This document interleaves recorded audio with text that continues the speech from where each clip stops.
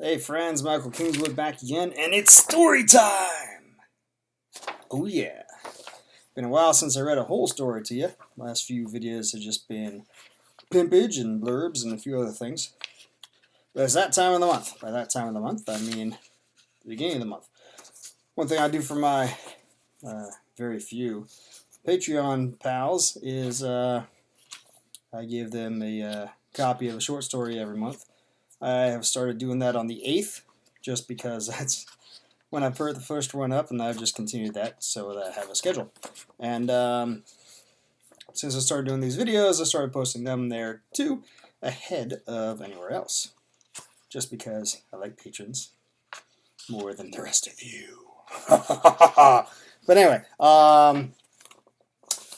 so my goal is to get them out simultaneously. Clearly, that's not happening this month because now is the 10th of May, and I put the story out on the 8th.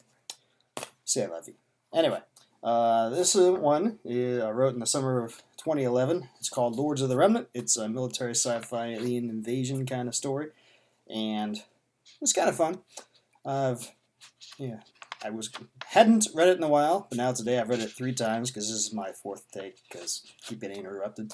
And I like it. I've always liked it because it's mine, but I still like it. I mean, I think the writing holds up a little better than the last story I read, and I think the story is still fun.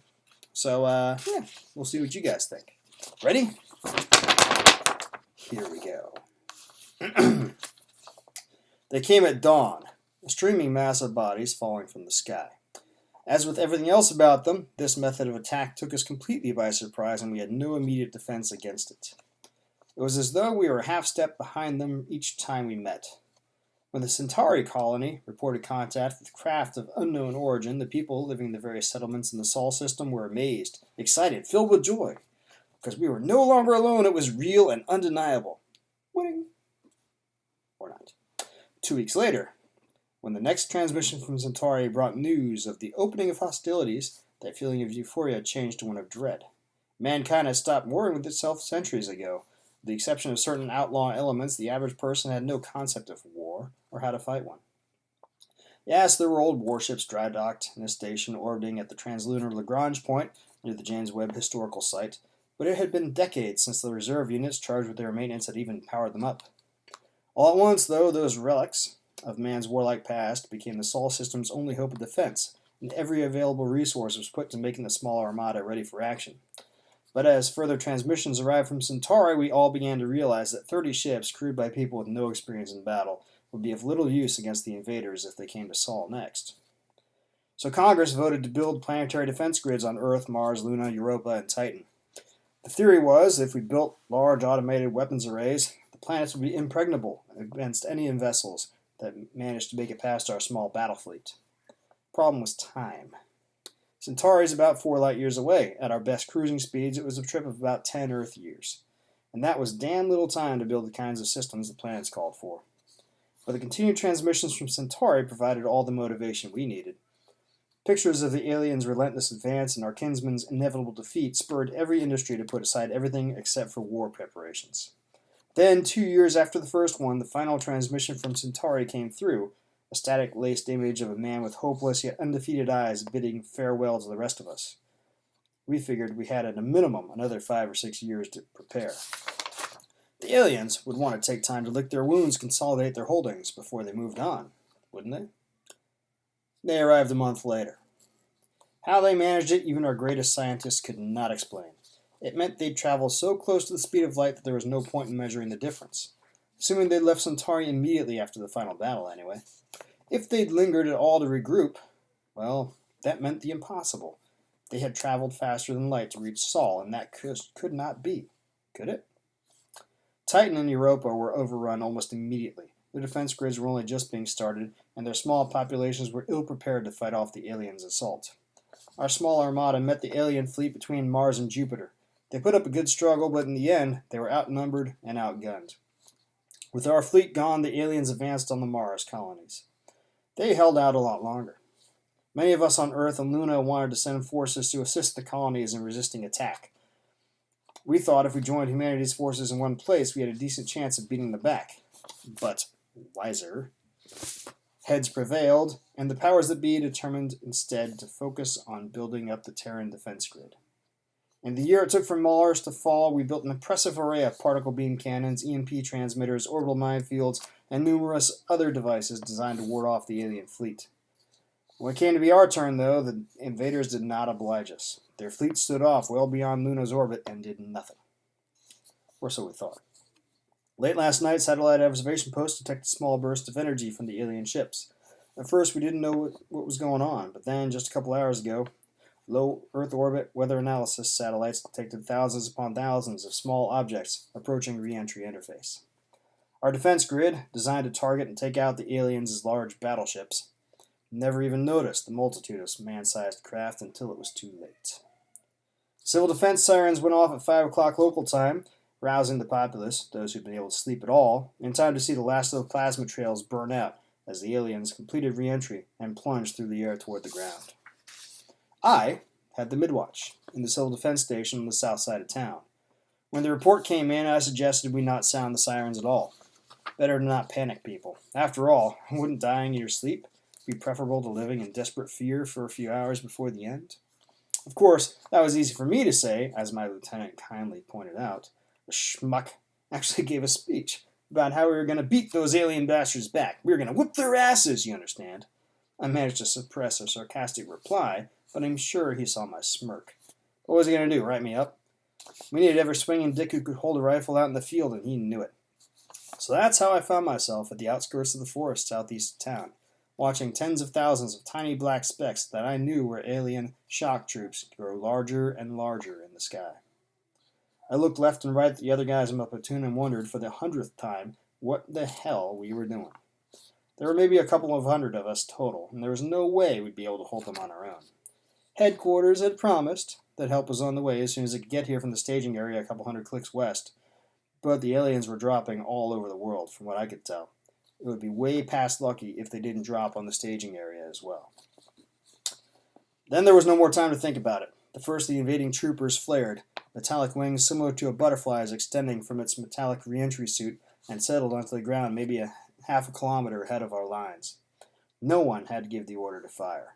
100 particle rifles, smaller cousins of the particle beam cannons in order around the Earth, fired nearly in unison, and the first alien disappeared in a superheated fireball.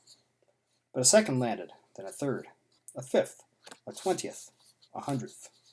We dispatched the first 100 or so easily enough. They landed far enough apart that we were able to concentrate our fire to take them out quickly. But after that, they began landing in troops of 10 or 20, and it was all we could do to hold our ground. The invaders fell by the dozen as we fell back, but for every one that fell, 10 landed behind it as replacements. And then they began to return fire. Their weapons did not spew the same supercharged ions that ours did. They were smaller, less intimidating to look at, but far more precise and deadly. My best buddy in the platoon shrieked and literally melted next to me, his body dissolving into a disgusting amorphous goo when the beam from an invader's weapon struck him. Never mind the phasing body armor he wore. I took down the alien who got him, but the sight of him dying that way freaked me out more than anything I'd ever seen. I knew, when my number got called in the selection 6 months ago, that I was not going to live to see the end of the war. We all did, though we never talked about it and tried not to think about it. But as we went through our drills, learning how to use our weapons and armor, each of us knew it was futile. We were all doomed. Well, maybe not all of us realized it. The lieutenant, that silly bastard, seemed to really believe we could prevail. So did a few other guys in the unit, but from the get-go, I knew we were on a fool's errand. So I decided to live it up in the time I had left. Lord knew there were girls aplenty, waiting in line to give it up to a soldier, and who was I to deny them their fantasies? It was every man's dream for a little while there, and I almost forgot about the fate awaiting me, awaiting all of us. I surely never thought it would come for us so soon, though, or that we would die such gruesome deaths. Another buddy, getting liquefied next to me, drew me back to the present, and I hit the dirt behind a fallen tree. 3 separate alien beams traced through the air where I'd just been standing, and I breathed a sigh of relief that my reflexes were as quick as they were. Glancing left and right, I could see 2 or 3 other guys from my unit crouched behind cover as I was. But where was everybody else? My earbud, tuned to the command circuit, carried the lieutenant's voice. It sounded like he was beginning to order a withdrawal, but his words turned to an agonized, horrified screech, and then all that came through the earbud was static. The other men on either side of me panicked as the chain of command broke down. One by one, they scrambled backwards, away from the advancing aliens, and one by one they were struck down, alien beams hitting them the instant they emerged from cover. It took a minute for me to realize that I was completely alone. Alien invaders streamed past my position on either side. They apparently didn't realize that I was there and still kicking. For a heartbeat, the thought passed through my head that I could make it if I just played dead. Then a surge of anger, outrage, filled me. I can't tell you now why I did it or how. I don't remember actually deciding to do it or telling my legs to. Before I even realized it, I found myself standing upright, turning my rifle on alien after alien, and incinerating invader with each shot. On and on I shot, raking my fire from left to right. I relished every invader's scream as it went down, every flash of fire as my rounds struck home. I was going down, but by God, I was going to take as many of them with me as I could. Then the rifle stopped firing. I used up the entire ammo receiver. I reached for a replacement, but found my belt pouches empty. I must have reloaded and fired through them all without even realizing it. All around me, the battlefield was obscured with smoke. Everywhere I looked, all I could see were craters, the shattered remains of alien invaders, and smoke rising from both. There must have been 100 of the bastards lying dead or mortally wounded in my immediate vicinity. For a moment, I actually thought I'd won. Then a gust of wind thinned out the smoke, revealing the massed multitudes of invaders gathered in a half circle around me, watching, waiting. I was done. Fine, if that's how it was going to be, I wasn't going to give the bastards the satisfaction of watching me run. With a roar, I threw my rifle at the closest of them and drew my bowie knife. Then I charged. A single invader, armored differently from the others, raised its weapon towards me as I advanced.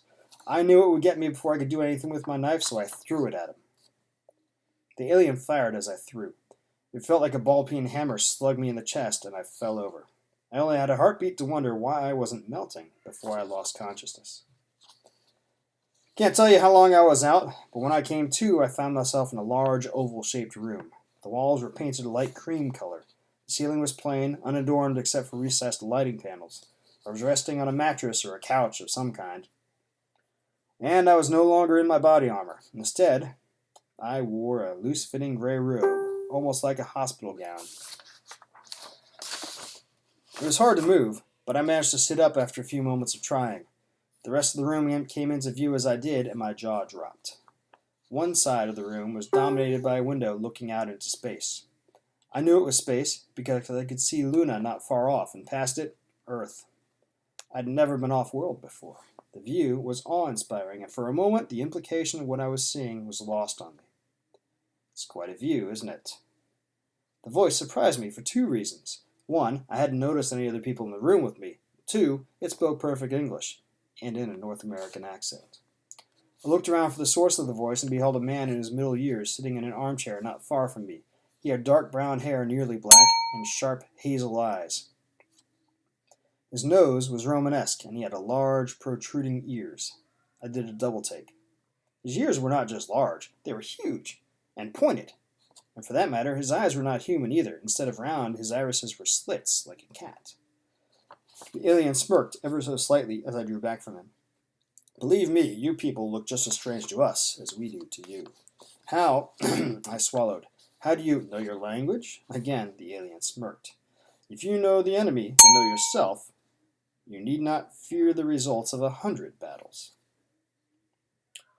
The phrase seemed familiar somehow, but I couldn't put my finger on it. I've heard that phrase before, I said, almost to myself. The alien nodded. I should hope so. You spent many years training the man you know as Sun Tzu. You never knew it, of course. You trained him? I knew I sounded incredulous, and, well, I was. Of course. We make it our business to help the younger species grow, become strong. This was all coming a bit too fast. Processing what the alien was saying, on top of getting my mind around being alive and on an alien ship, was beginning to make my head hurt. I couldn't find the right words to say, so I settled for shaking my head. The alien touched something on the arm of his chair, and the wall opposite the window to space flickered and disappeared in a series of images. Humans, in all states of dress that obviously spanned history, engaged in battle after battle. The graphic bloodshed made me wince, but the alien only smiled as he watched the stream of images. Almost from the beginning, you showed promise. You were strong, resourceful, adaptive. You just needed prodding. The get you moving on the path to greatness. More images flashed up on the screen, this time of individuals. Caesar, Genghis Khan, Sun Tzu, Saladin, Napoleon, Nelson, Kaiser Wilhelm, Hitler, MacArthur, Abu Nadal, Gorshkov, Lee Sung, Mendoza. The greatest military leaders in human history streamed past in an unbroken line until, after Thornton, the list abruptly ended. We influenced the greatest among you, helped them become better, without their knowing, of course. And that led you to the height of your strength. He sighed before continuing. As you can imagine, we were gravely disappointed when you decided to turn away from the path of greatness. The alien shook his head in disapproval. No, we haven't. We live among the stars now, in peace. Peace! The alien spat the word like a curse as he turned to give me his full attention again. His feature contorted in a grimace of disgust. Yes, you've lived in peace, and stagnated. He gestured toward the wall again, where a new image appeared. This one was video. It took only a second for me to realize I was looking at a live feed from Earth's surface. Bile rose in my stomach as I watched women, children, the elderly, the wounded, and the fearful fleeing before the advancing alien forces. They didn't make it far. They fell by the dozen as the aliens fired into the fleeing crowd. There was no audio, but I can imagine their terrified, despairing screams as they sought in vain to escape their fate. Look at them, the aliens said, contempt in his voice. Weak. Pathetic. Not one of them has the will to fight for his own survival. Instead, they make themselves sheep for the slaughter. He shook his head again. They're unarmed and without training, if weapons are nothing. Training is nothing. The alien tapped the side of his head with his index finger and continued. Will is everything. The will to not give in, to struggle and overcome, to fight. Show me a coward with training against a person of will who never thought of how to fight, and the willful person will win 3 times out of 4. He leaned toward me, fixing me with a strange gaze. How many were in your town, and how many of you came out to fight against us?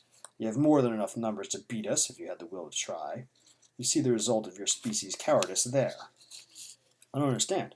You want us to fight? Of course. Conflict is the driving force behind growth, behind evolution. A species that stops fighting stops improving itself. It stagnates, as you have. We thought that you had grown enough to not need further prodding, but the last several hundred of your years showed us the maturity to accept the most basic facts of existence still eludes you. And so we have come again, to teach you a lesson you should never have forgotten. To live without conflict is to tread upon the path to oblivion. He sank back onto the couch, stunned. The alien's matter-of-fact speech was proof enough that what he said was the truth. All this time, mankind had patted itself on the back for finally finding a way to live at peace with itself, and all the while, that very peace was setting us up for extermination. But if that were so, why are you telling me this? For that matter, why am I even still alive? Because you have a fighter spirit. The alien stood and walked over to me. If your species is to return to greatness, its new leaders must be the correct temperament. Of all the comrades on the battlefield, only you had the will to fight to the end. That kind of will is exactly what is needed. I shook my head in denial. I just got angry. And your anger gave you strength. The alien gestured for me to stand up, and I complied slowly. I was pretty sure I knew what he had in mind, but I decided to hear him out anyway. Rather than speaking, he gestured toward the window, and I looked out. Down on Earth, I could see, even from this distance out in space, flashes of explosions in several locations around the globe. They must have detonated some truly massive bombs for us to be able to see them from way out here. We stood there for what seemed a long time, just watching the fireworks. Finally, the alien spoke again. As you can see, if we wish to, we could eliminate your species completely. But we believe you still have promise, so we're giving mankind a fresh start. We will spare a remnant, enough to rebuild in a reasonable amount of time. You will help to lead that remnant on the proper path. I'll not be your stooge, the alien chuckled. And so you won't. After this is done, you'll never see me or mine again. But we'll be watching, helping, prodding, just as we always have. I'm hoping that this time you'll get it right. And if I say no? The alien was silent for a moment, and I glanced sidelong at him. Rather than looking at me, his gaze remained fixed on the earth. When he finally spoke, his voice carried a hard edge. You may refuse, and we'll simply set you back on Earth. You might even survive to be one of the remnant. But I promise you, life will be less than pleasant. We'll see to that. You'll wish very quickly that you had accepted our offer. Turning away from the window, the alien walked back to his chair and touched the armrest again. Part of the wall near the display screen opened, and a group of people walked in. They numbered about 20 or 30, and all were human. Male, female, dark, light, tall, short, slim, muscular, but none fat. They represented all the subraces of humanity. Leading them was a tall, muscular man with a proud face and hard eyes. It took me a moment to realize where I recognized him from. He was the man in the last transmission from Centauri. The group stopped when they reached the alien's chair and turned their eyes on me. I felt laid bare, naked beneath their collective gaze. "Decide now," said the alien. "Will you join these others as a lord of the Remnant and lead mankind back to greatness? Or will you refuse and take your chances with those on the world below?" I looked from the alien to the Centauri man's face, then down the line of humans to the last, a lovely young lady of Czech descent, unless I missed my guess. Next I turned and looked out the window toward the besieged earth. It was not a hard decision to make. Like I said, still like that one. Not always going to like it because I wrote it, but I think it still holds up pretty well. You may recognize the theme if you ever watched the old Twilight Zone shows, particularly the one where the aliens come down, they meet with the UN and said, "You guys are screwing up, you need to fix your ways or we're going to blow the planet up," and the UN goes mad, they get panic, and they spend several days, and they finally come together, and the aliens come back, and they say, "Hey, we got this treaty, we're going to have world peace," and the aliens said, "That's not what we meant, you wimps," and then they blow up the whole planet because they wanted them to keep fighting, right? So, same. Obviously, I got inspired by that a little bit.